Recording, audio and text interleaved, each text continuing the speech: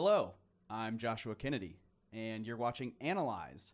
I have asked our guests today to go through the annals of their music history and pick out a song that they love, something that they would like to share their experience with it, with us, and with me. And I have taken the time to take a listen to this song too. So my guest today and I will be riffing on it. My guest today is Brixton Carothers.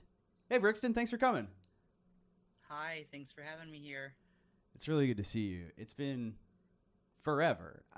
Yeah. Was it literally the party where you met Bree? Was that it? Was it that long ago? I'm pretty sure that was the last time I saw you. Holy shit. Yeah, so like almost 10 years. Jesus.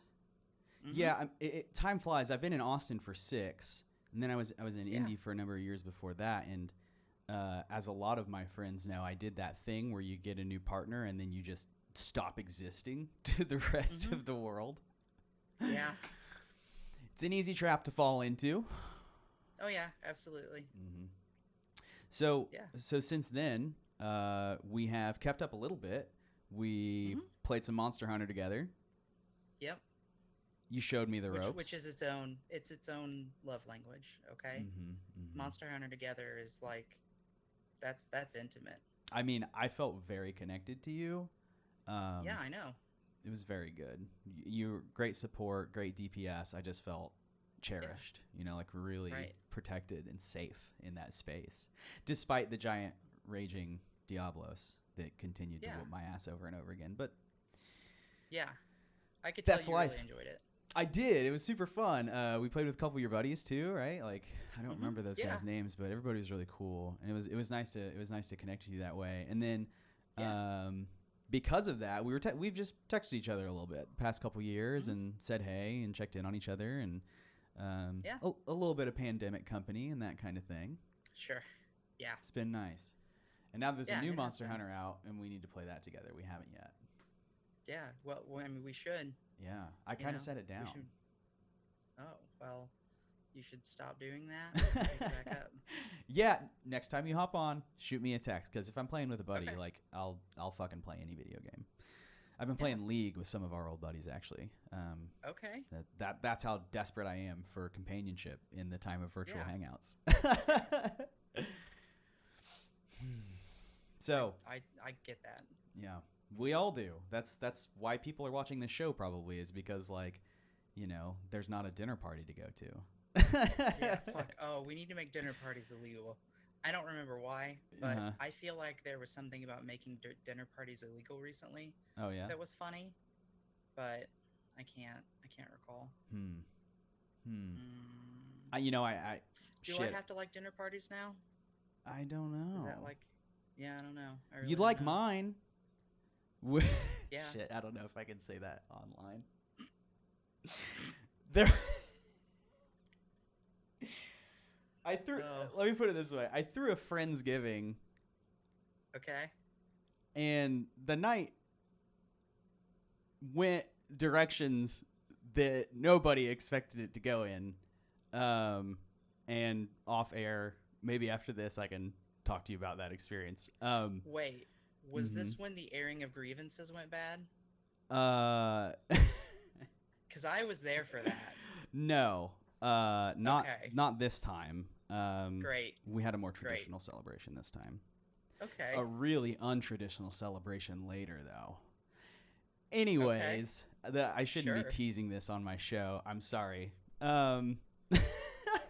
It was probably just like, I don't know. I don't have anything funny. We'll talk about. I'd like to share it with you after. But for now, for the enjoyment of our admittedly small audience, let's talk about this song you picked today. It's called Scarlet by Periphery, which is a song in a band that I had never heard until you sent this, which doesn't surprise me because you are one of the people in my life who has always been like, the deeper shit than I do. Like in these genres, like the space that you have at least historically preferred, maybe you've branched out a little bit, I don't know, or hugely, but metalcore, that kind of stuff, you fucking know it. And like, it's always been cool. I remember you're one of the few people that I don't think has ever enjoyed a song that I've recommended to them because because the shit you like, you know so well already that I can't recommend anything that's like shit that you like. You've saturated the market. Like, so I have to try to like gather weird shit. But we can talk more about that. But I want to hear, why did you pick this song, Scarlet by Periphery? What's special about it to you? So, pretty much any time that I hear this song, I'm always pumped up by it. I mean, it's a fucking banger, dude. Like, what else do you need? It absolutely slaps. Yeah, it's a blast. Like, it's just a mix of so many things, and it is hard to not like have my heart race when I'm listening to it. It's just fucking, I love it. It's fun. And the music video is basically about a fight between ketchup and mustard. Okay. So I don't actually know what the song is about because watching the video was enough. I just tell people that it's about ketchup. Okay. And yeah, it doesn't matter because nobody ever bothers to like look it up. But sometimes they'll listen to it. Yeah, and I'm like, yeah, it's about ketchup. Do you get it now? Of course, nobody ever does. So, but yeah, it's just so much fucking fun to listen to. Yeah, one of the things that came to my mind when I first listened to it is it's one of those songs. What genre would you classify it as? Not, I mean, I don't know how tightly you like to classify song like genres, but it's something that I like to use. It helps me relate to other people and like, oh, if you like. If you like punk, maybe you'll like post-hardcore, something like that, where you're seeing musical similarities in that way. So, what would you say the genre is for this song? Oh, sure. I see it get looped in a lot with groups like Animals as Leaders and such. Yeah. And I've always not really like gent metal because I feel like that's a lot slower than this. Agreed. Yeah. And I think it's technical enough that you might just call it. It just may be what death metal is now. Yeah. Because that's always been about more of a technical. Absolutely. Technical application of music. Yeah, it's technical. It's thrashy. It's screaming. I buy that. I buy that it's death metal. And yeah, I think that it might just be a new face, right? Because it, like, when we were hanging out a bunch in high school. I was in high school. You got a couple years on me. Yeah. But I remember we were into like Protest the Hero. So that was like the first thing that came to mind when I heard this. Yeah. Not the same though. There's some similarities there, but there's something about this song, and I listened to a couple other of their songs as well to kind of get a feel for what they sound like. Not like a fan yet, but I do like what I've heard. And it reminded me of Protest the Hero a lot. It's got that it's like kicking down a door. Like the song is the feeling of kicking a door to smithereens. Like it is just like, it's hard, it's fast, it knows exactly what it's doing. It's very direct. But it's complex too. You could find things that I think sound similar to this, but lack the virtuosity. Like these guys can fucking perform. Is it one singer or two singers? It's one. No shit. Okay, even more impressive. Because they do clean vocals, they scream, and both sound pretty fucking good. Yeah. Yep. That's part of the reason I like it. Is I feel like there's a really nice representation of everything within the metal genre. Yeah. All of the transitions are very sudden. They're very clean. Like you know it's the next part of the song, and it just continues like with intensity as it goes. Yeah. There are so many transitions in this. Yeah. It shifts a lot. Yes. Yep. And it's just I think that for me, somebody who has ADHD, I enjoy that a lot. It's not too much of the same thing. Like there's a lot of genres, like subgenres of metal that I don't like. Black metal is a really good example because it's too much repetition. It kind of drolls on for me for a bit. So yeah, something that like, all of the transitions are quick. They're very clear and like crisp. I really appreciate stuff like that. Yeah, and I think they're all really strong musical choices too. Like, like not to shit on Animals as leaders because I barely know them, but what's that other example? August Burns Red. Yeah. Kind of similar to this. I like August Burns Red. I've always liked August Burns Red, but it's very predictable. You know, like all their stuff, they follow some formulaic stuff, which is fine. I still definitely enjoy it. But this song is not predictable. Like, and it's really nuanced. I don't know, man. I need to listen to it more. Like, I listened to it 5 times since you told me that you were picking this song, and I feel like I still need to wade through it like with a magnifying glass because there's just so much to see. Yeah, I really enjoy it. There's a lot of depth to it. It's fun. You know, like it's all the stuff that I feel like a really good song should be. And whenever people ask about what my musical interests are, I'm just like, oh, just listen to this song, and you'll either know or you won't. That's awesome. I'm glad that you have that totem to hold up to people to be like, this contains many of the facets of what I appreciate. That's really cool. Right. Huh. Yeah.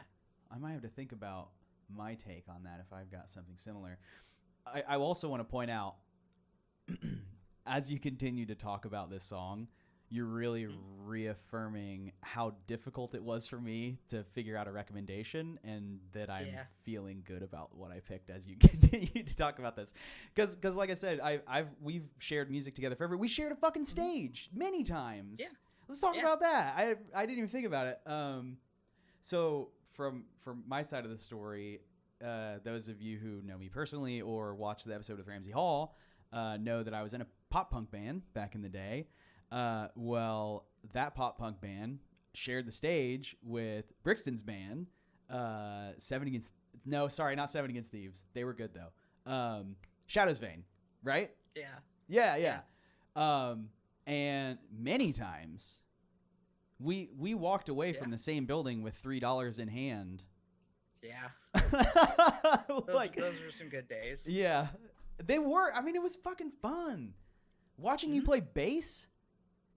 Yeah. You slapped the shit out of that thing, man. You were like, every time I saw you, it was inspiring. And because I was playing bass for that band, and I've played bass for years, and just the intensity and the force and the complexity that you play with, like, shit.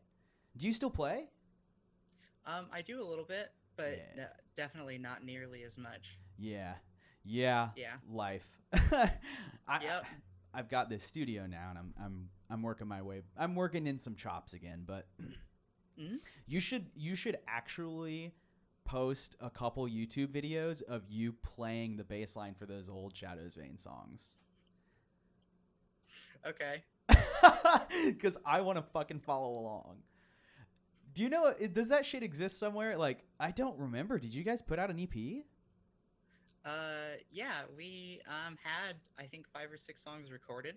I knew you guys had like, I don't know, 10 or 12 songs or something. You guys played for a while. They're probably on like a MySpace page out there somewhere. Oh shit, yeah. Yeah. You talk to those guys anymore? Kind of a little bit. Yeah. I mean, I saw Joey. Yeah. And Joey didn't know that I had transitioned at all. Oh. So yeah, so I think that he was a little like shocked the first time I saw him. Yeah. I can imagine Joey's reaction actually. I can see that kind of like. Kind of wide-eyed. He does that face, and then he like elbow nudged the person next to him. You already know where this is going. Oh my god, that goofball. Yeah. Oh, sorry to interrupt. Yeah. I don't even remember what we were talking about. I just want to. First of all, I need those recordings so that I can learn those bass lines. Right. I have a small private collection on my Google Drive of local bands from where we grew up that I've had to like ask old friends for. I'll be like, hey, do you still have that CD or do you still have that EP? And like, yeah, can you send that shit to me? So I've got like, I don't have very much, and some of those bands like kept up with shit and like have it on Spotify. You know what I mean? Like, nice. In the Face of War, I'm pretty sure is on there, who I fucking love. And then shit, who is the other one? I don't remember. Well, we shared the stage a lot. We had a lot of fun. We were both bassists. bassist from a small town, and Mm-hmm. we were both pretty fucking good too. Yeah. Yeah. It was like really cool to to cohabitate in that way, and like just being a musician in a small town in Indiana is like kind of a weird shoe to fill, and that you and I were able to connect. I was playing pop punk, but I liked metal at the time, and you guys were slaying metal, and you showed me a lot of metal music that helped form my young mind in positive ways. It may have been you that showed me Between the Buried and Me, actually. Oh yeah, it was me. Yeah, I was pretty sure that was you. And yeah, for sure.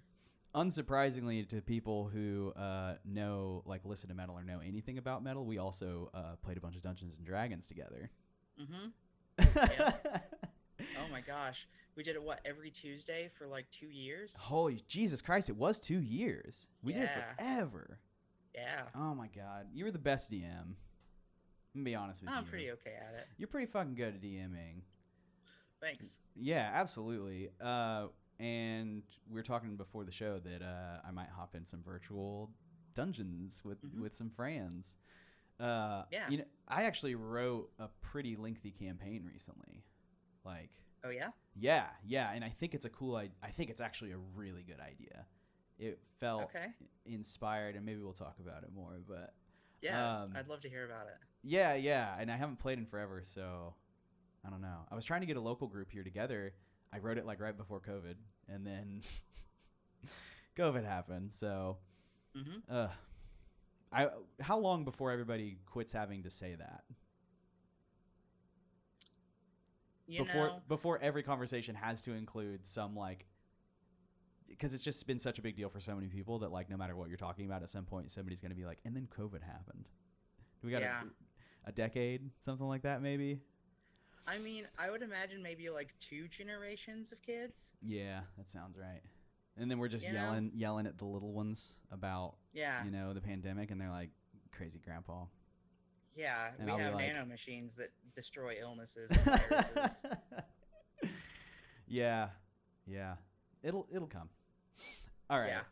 I love the tangents, but I do want to a lot of this stuff I want to talk about you after, because our audience may not care about my D&D campaign. Yeah, so you said that you weren't sure what the artist was necessarily trying to communicate with the song. Yeah. Do you have an interpretation, or what does it mean to you?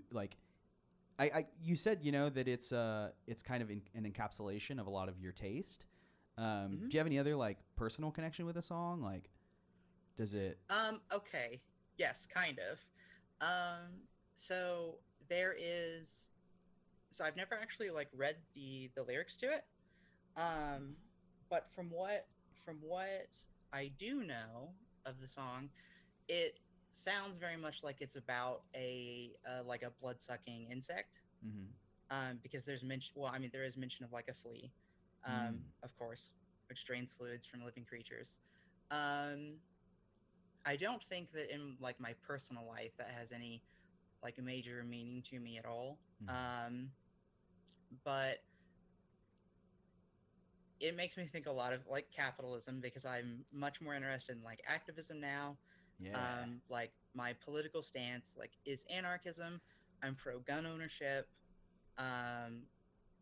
Pro abolishing police, abolishing borders, removing the federal government. And my political beliefs are really important to me. But they also inform my personal politics, and my personal relationships and such too. Yeah, so, you're living the gospel that you're that you're buying. Yeah, you're really doing it. Yes, yeah. I'm doing my very best to do that. But the fact that there is a lot of mention and iconography regarding fleas makes me think a lot of exploitation of workers under capitalism, and just the idea that I don't want to do that anymore.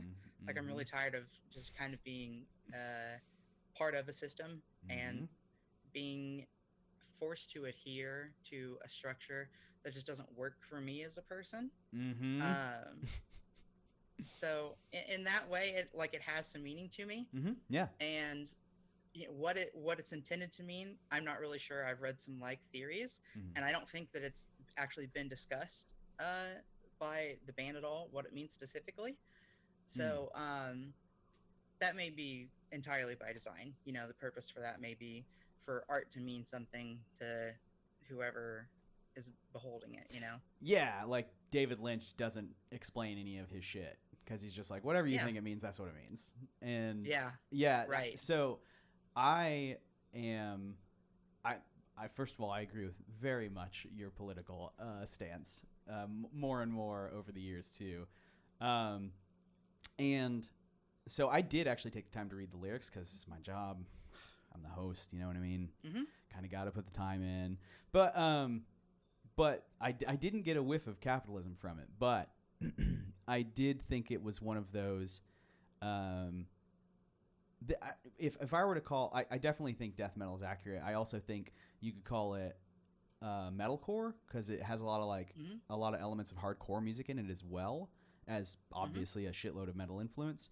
And in that subgenre of metal, they do something interesting that I don't see in metal very much elsewhere, which is tell a bloody love story where it is about some sort of interpersonal relationship conflict, and it uses the imagery of metal, like blood-sucking parasites and burning angel wings, like whatever thing that's in like a million metal songs. But they use that same kind of thing to talk about, I don't know what they're talking about in this song specifically, but like they're pissed off at their girlfriend, or they're jealous, or they're like, they're going through a breakup or something like that. And I kind of got whiffs of that through the lyrics when I looked at them. It did seem to be like, I mean, maybe that's me just projecting, what I want to see on it, but. Well, I mean, that's pretty close to like what I have read other like fan interpretations to be. Oh, okay. Yeah, so I don't think you're wrong about that at all. Well, I can't be. Yeah. Right. If we all, if we're taking the art as what it is, but yeah, no, that's what it seemed to be to me, which also, that's something that I like about the subgenre, and it reminded me a lot of hardcore music does that, like Dance Gavin Dance and some other groups like that. They use what would you call macabre or often religious imagery as well to talk about interpersonal relationships, and I think that's pretty cool. And then Cannibal Corpse just literally talks about eating humans. Like that is the music, that is the lyrics, that is what they are talking about for fun. I mean, and they are fun. Yeah. Do you get that thrashy? Do you like it that because that shit's thrashy. It is pretty thrashy. I'm not a big fan of Cannibal Corpse. Yeah. Personally. Yeah, you like melodic stuff, because this song is very, very melodic. I was actually thinking that like this song, I was trying to, whenever I'm thinking of a genre that your average Joe just doesn't listen to, I'm always trying to think like, okay, I need to have a song in my pocket that I'm like, oh, you happen to be feeling like particularly open-minded right now, or inspired, or trusting, or something like that, and I'm like, here's the song for you. And because that when someone when you feel that connection to someone, when they are like open, you gotta have a fucking ace up your sleeve to throw to them. And I thought this was a really good, like, this is a masterfully made song, because it is something that, like, do you consider yourself a metalhead? Because I consider you a metalhead. Yeah. Yeah. So a lifelong metalhead like you, a performer, an artist, and a huge fan, can, look at this and really appreciate it. And I also think it's just catchy as hell.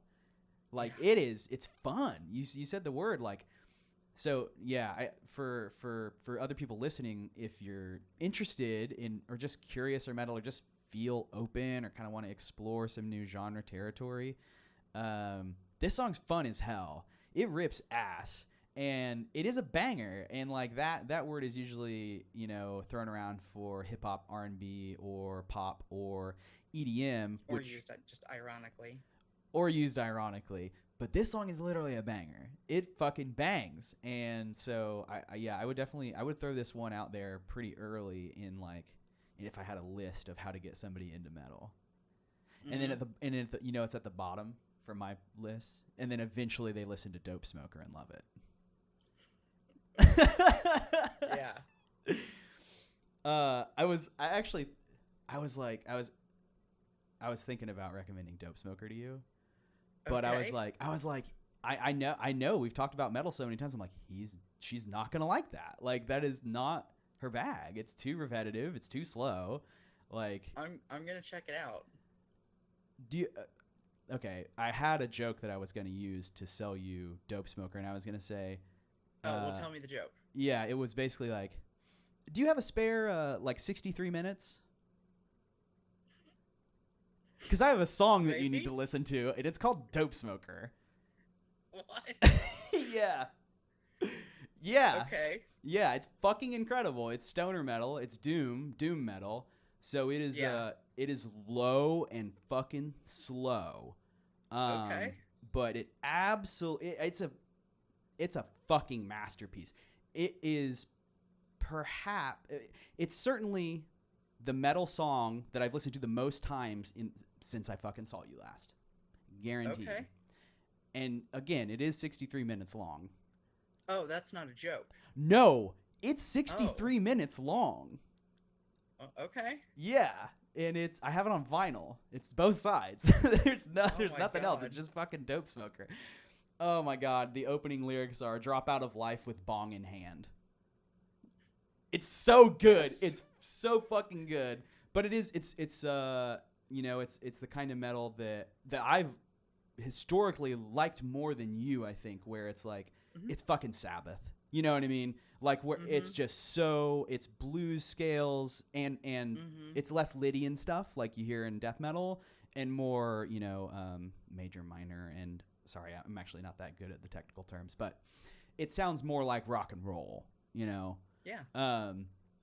But for a fucking metalhead, like even if you don't like it, I think like as almost a rite of initiation, you should fucking take a giant fucking bong rip and press play and just sit there with that bong for like 63 minutes and see what experience you have. Just do one long fucking rip for the entire song.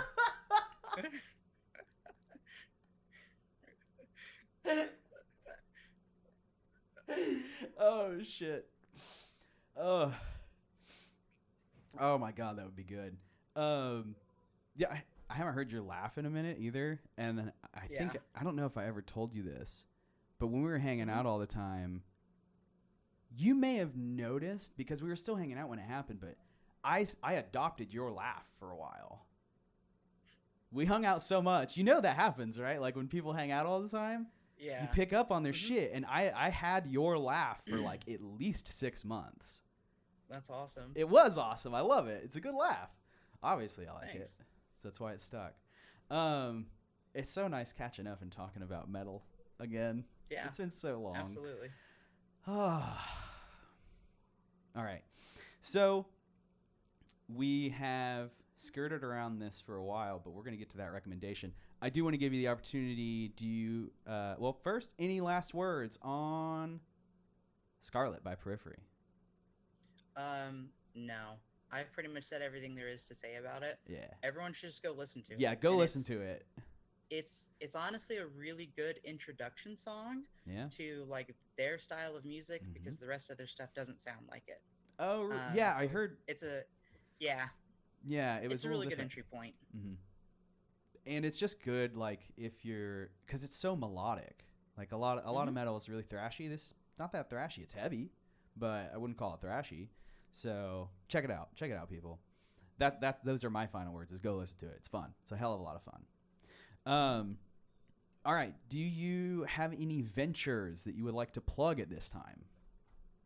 No, not at all. Give all of your money to trans people. I'm kidding. Don't actually do that. But yeah, I already had my Venmo people. up. It's too late. It's all gone. Yeah, there you go.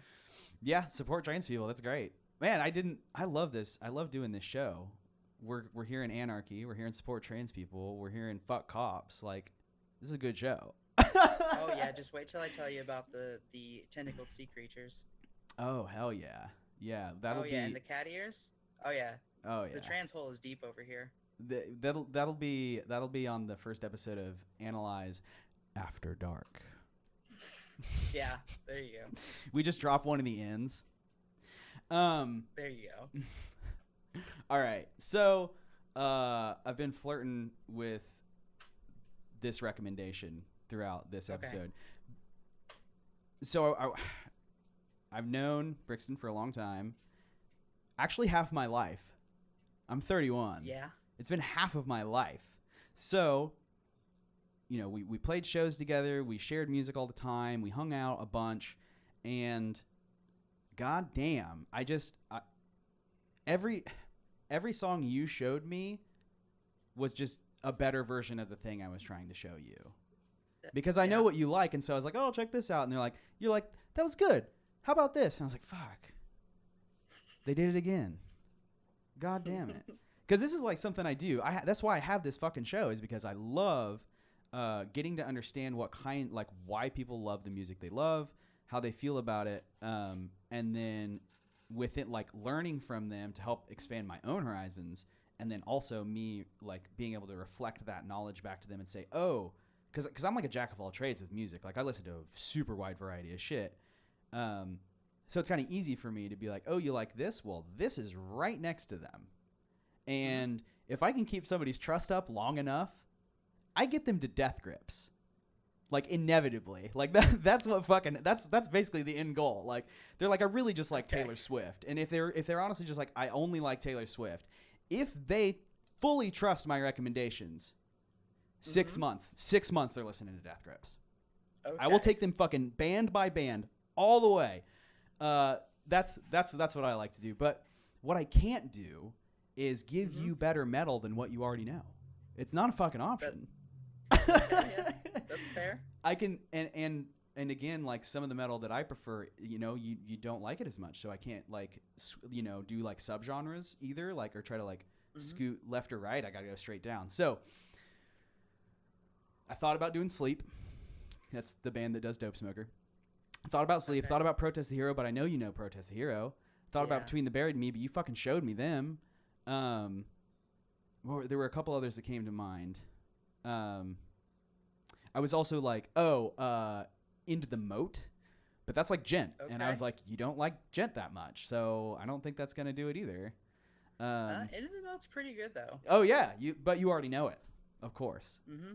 So what I had to do was, you know, when you sent me this song, I was actually a little surprised, because maybe it's just been a while since we shared music, and so my idea of what you prefer has, you know, slipped a little bit. Because I was thinking less melodic. Like, that was one of the things that stood out to me. I was like, oh, this is really, really melodic. I thought Brixton liked stuff that was like darker, maybe would be a word for it, which I think you do. But also, this song has so many elements of hardcore music, which is something that I was more into than you were at the time. Like, that was definitely like more my wheelhouse, with like Chiodos, you know, oh my god, Seosin, lots of groups like that, or like fucking Every Time I Die, lots of hardcore stuff that I was definitely more into, at least at the time, than you were. And I was like, okay, well, if they're getting into this, then there was an album that came out just a few years ago from a hardcore legend, Will Swan, and his group, Secret Band. Okay. So I'm recommending the song, I forgot the name of the song, Upgrades by Secret Band. It's off LP2. And I listened to it. I went through so many songs trying to figure out what I was going to recommend. And the screaming in the Periphery song, Scarlet, is really good. And it made me think, okay, well, maybe that's something I can latch onto. And then also because it changed so often, you know? That song has so many transitions in it. And I was like, shit, yeah, Secret Band, that's it. So there's no clean vocals, it's just screams. And it's a bit more dissonant, like a lot of hardcore music. You know, it's a little grungier or grimier. But it's fucking heavy. and it is also kick down the fucking door. Like, it is a lot of fun. I got these nice new studio speakers. Thank you, American taxpayers and Joe Biden and everybody that made that stimulus check happen. Because listening, I've never had like a really nice set of speakers before, and I put on this fucking Secret Band album, and I was like, holy shit! It is one of the most powerful. If you're thinking about like horsepower, this thing is one of the most powerful albums like I've ever heard. Like, it just keeps punching you in the face. It's fucking awesome. Upgrades is the first song on the album, but the whole album's fucking good.